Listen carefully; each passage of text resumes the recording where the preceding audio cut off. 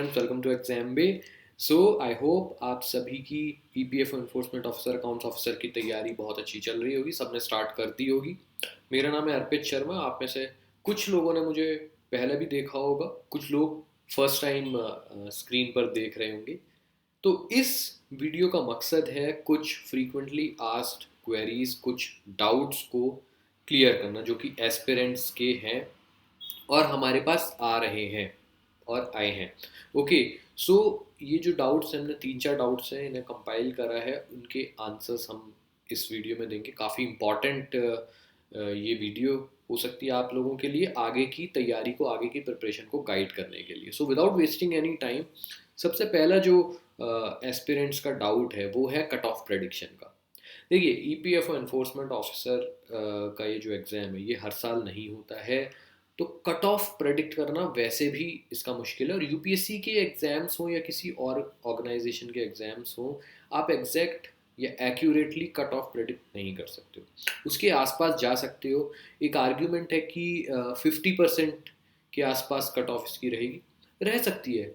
लेकिन क्या आप अपनी तैयारी को, अपनी एग्ज़ाम स्ट्रेटजी को 50% कट ऑफ के हिसाब से लेकर चलोगे एग्ज़ाम में? बिल्कुल नहीं।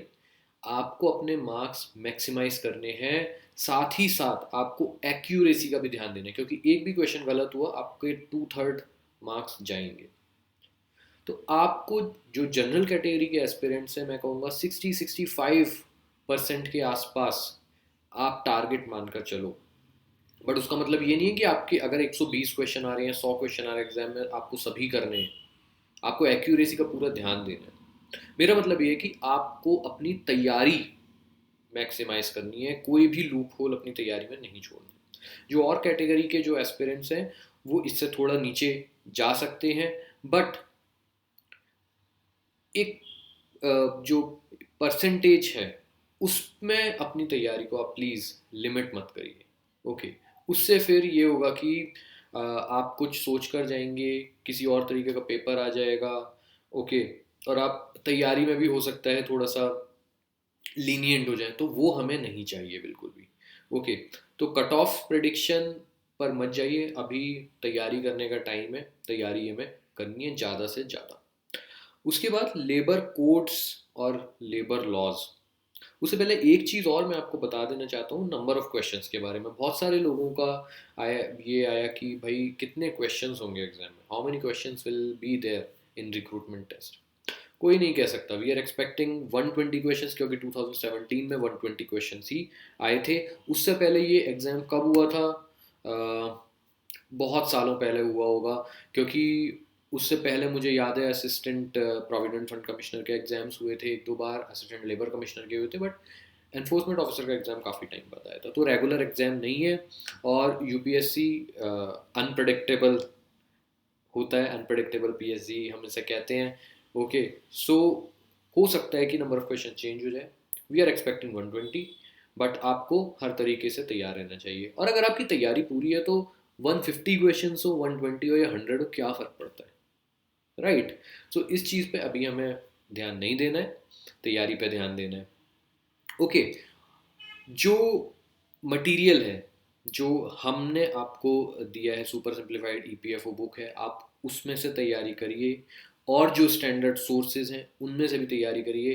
किसी भी एक सोर्स में आपको लिमिट नहीं रखना है। जो अभी अकाउंटिंग का ई मॉड्यूल हमने दिया था, उसमें 120 क्वेश्चन थे, बहुत ही अच्छे क्वालिटी क्वेश्चन से। आपको वो आंसर करने हैं, आपको सॉल्व करने हैं। आंसर जान के उनमें लास्ट में दिए गए हैं, जिनसे कि आप उन्हें सॉल्व करो। ओके, और कुछ एडिशनल टॉपिक्स अकाउंटिंग के दिए गए थे ई मॉड्यूल में, वो आप पढ़िए और उन्हें स्टडी करिए, रिवाइज भी करना है। ओके, उसके बाद लेबर लॉज या लेबर कोड्स, ये एक इम्पॉर्टेंट क्वेश्चन है। देखिए, लेबर कोड्स जो हैं अभी इम्प्लीमेंट एग्जैक्टली नहीं हुए हैं, लॉज बन गए हैं, बट बहुत जल्दी होने वाले हैं। पर हमारे सिलेबस में लेबर लॉज मेंशन है, तो लेबर लॉज या लेबर कोड्स में से कोई भी एक आप छोड़कर नहीं जा सकते हो। आपको दोनों ही करने हैं। Okay, labour laws are equally important. Labour laws syllabus में मेंशन है और उसमें से क्वेश्चंस आएंगे, लेबर कोड्स में से भी आएंगे। तो लेबर कोड्स में ऐसा है कि ऐसा नहीं कि सारे प्रोविजंस चेंज कर दिए गए हैं। मोस्टली प्रोविजन सेम है, कुछ प्रोविजंस चेंज करे गए हैं, कुछ बेटर चीज़ें लाई गई हैं लेबर कोड्स में। वो सुपर सिंप्लीफाइड बुक में दिया हुआ है हमने पॉइंट्स वाइज, और अगर आपको कहीं से डॉक्यूमेंट्स इंटरनेट पे मिलते हैं तो आप वहाँ से भी उन्हें देख सकते हैं, जो फीचर्स या जो प्रोविजंस चेंज किए गए हैं वो इम्पॉर्टेंट है। ओके, जो सेम है वो तो आप कर ही दोगे, कोई ऐसी बात नहीं है, राइट। तो दोनों ही हमें करने हैं, कोई भी चीज़ नहीं छोड़नी है, लेबर लॉज और लेबर कोड्स दोनों हमें करने हैं। इन दोनों पे क्वेश्चंस एमसीक्यूज क्वेश्चन बैंक में आपको मिलेंगे। ओके, कुछ सुपर सिंप्लीफाइड बुक में, कुछ क्वेश्चन बैंक में मिलेंगे, और कुछ ई बुक में भी मिलेंगे। जो टॉपिक्स हैं वो भी ई बुक में आपको मिलेंगे। उसके बाद रिक्रूटमेंट टेस्ट की इंपॉर्टेंस, जो कि कट ऑफ प्रिडिक्शन से मिलता जुलता ही क्वेश्चन है। देखिए, रिक्रूटमेंट टेस्ट 2017 में it had 50% weightage, 50% weightage interview की थी, 50% रिक्रूटमेंट टेस्ट की थी।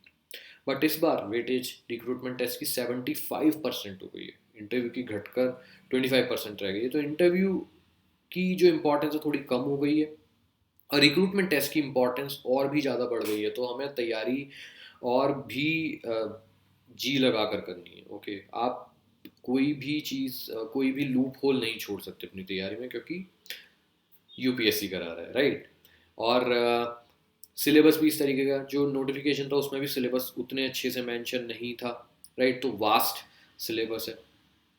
उसके बाद इंटरव्यू में क्या होता है, इंटरव्यू में तो देखिए आपके कंट्रोल में बहुत ज़्यादा चीज़ें नहीं रहती हैं, आप अपना बेस्ट देने की ट्राई करते हो, बट इंटरव्यू पैनल जो होता है वो आपसे कुछ भी क्वेश्चंस पूछ सकते हैं।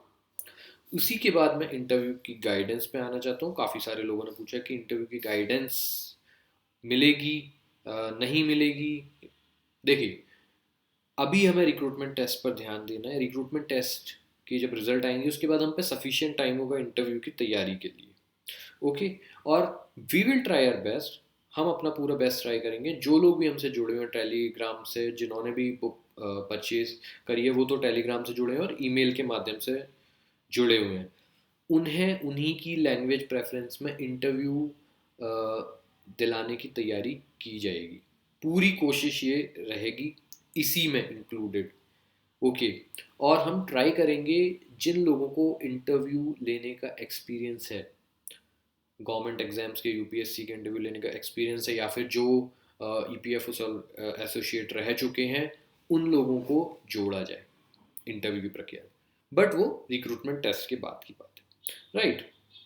उसके बाद बुक रिलेटेड दो हैं।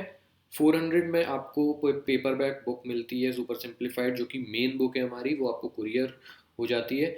और उसके बाद क्वेश्चन बैंक है, ई बुक है, और ऐसे अकाउंटिंग का जैसे ई मॉड्यूल है वो भी मिलता है। टेलीग्राम ग्रुप की एक्सेस मिलती है जिसमें क्वेश्चंस वगैरह हम सॉल्व करते हैं, और थोड़ा जो डाउट्स वगैरह होते हैं वो क्लियर होते हैं। अगर आप 280 की सिर्फ बुक खरीदना चाहते हैं, आपको 280 में एग्जाम पे 30 करके कूपन है वो लगा देना है, आपके पास सुपर सिंप्लीफाइड जो हमारी मेन बुक है वो आ जाएगी। उसके बाद क्वेश्चन बैंक, ई मॉड्यूल अभी रिलीज हो ही गया है, ई मॉड्यूल आपके पास आ जाएगा। ओके, आपको मेल के थ्रू ई मॉड्यूल मिलेगा, और फिर क्वेश्चन बैंक मेल के थ्रू मिलेगा। तो ये दो हमारे पैकेज है, राइट। उसके बाद क्वेश्चन बैंक सेपरेटली आएगा, उस पर अभी डिसाइड नहीं किया गया है, वो मार्च में वी विल डिसाइड कि उसे एक ई बुक की तरह ही एमसीक्यू क्वेश्चन बैंक को रिलीज़ किया जाए और सभी को प्रोवाइड कराया जाए वो जो क्वेश्चन बैंक है, राइट। और कुरियर रिलेटेड क्वेरीज, देखिए हम चाहते हैं कि जल्दी से जल्दी आपके पास बुक पहुंचे, इसीलिए हम फास्टेस्ट कुरियर सर्विस जो होती है वो कराते हैं।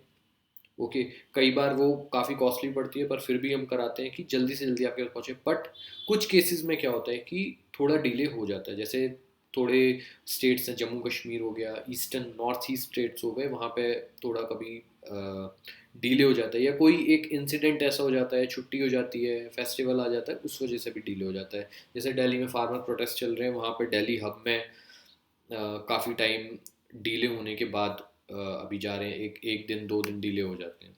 तो इसी तरीके से है। और भी कोई आपकी क्वेरीज हैं वो कमेंट्स में आप लिख सकते हो, या फिर आप ईमेल के थ्रू पूछ सकते हो, फेसबुक पर भी पूछ सकते हो, हम वो क्लियर करते हैं। ओके, सो तैयारी अपनी करते रहिए, बिल्कुल ढील नहीं देनी है, बिल्कुल भी लीनियंट नहीं होना है तैयारी में। Okay, so all the very best, thank you.